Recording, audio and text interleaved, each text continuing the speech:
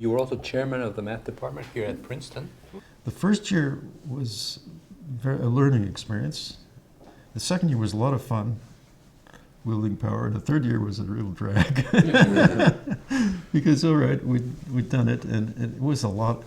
It was the most attention-demanding thing that I ever did, because president of the AMS, I go home and sleep at night.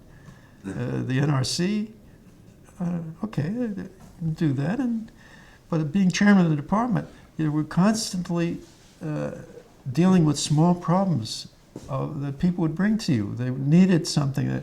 There was a conflict between two people or something, and you had to settle it. So when I woke up in the middle of the night, what did I think about? Did I think about mathematics? Did I think about a theorem? No, I started thinking about, how do I deal with this guy and how do I deal with that guy? Which year were you chairman? Let me see. I think it was around 71, 72, 73, something like that. And how were your colleagues? How is the bunch here in Princeton? Well, of course, I didn't have that much experience with other departments, but it's an amazingly harmonious department on the whole. My experience at Cornell, of course, I was only tenured at Cornell for the last couple of years or so, but we used to have some really nasty arguments in the department meetings, and there wasn't no feeling of unanimity, of coming to a consensus and so forth. It was a struggle, and you win the struggle, you lose the struggle, but there was not a consensus. And in Princeton, it was almost always a consensus. It was the most harmonious department I ever was a part of. On the whole, it's been very harmonious. Any relations with other departments or the administration? The administration in Princeton has most of the time been extremely supportive of the math department. They really respect their math department and really value it.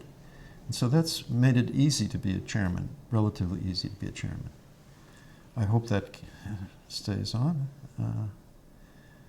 Sometimes we had quite vigorous disagreements with other departments. We would run a differential equations course for engineers. Sometimes they didn't like it that we would assign a graduate student to teach this course. And once they came to me and objected that last year we assigned this graduate student, and I said, well, it's really okay, because this graduate student who was teaching the course is now a full professor in Chicago. That was Charlie Peppermint, who was, by the way, a great teacher, of course. So that shut them up pretty well. So then they had a little more respect. The other departments are more interested in getting their students into math courses and getting them better trained in mathematics than they used to be. And I think mathematics has gotten much more respect, I think, among the other sciences and engineering than it had 30 or 40 years ago. It felt like something extraneous to their needs, and now I think they can recognize how important it is to them to have mathematical research going on and to be in contact with mathematical research.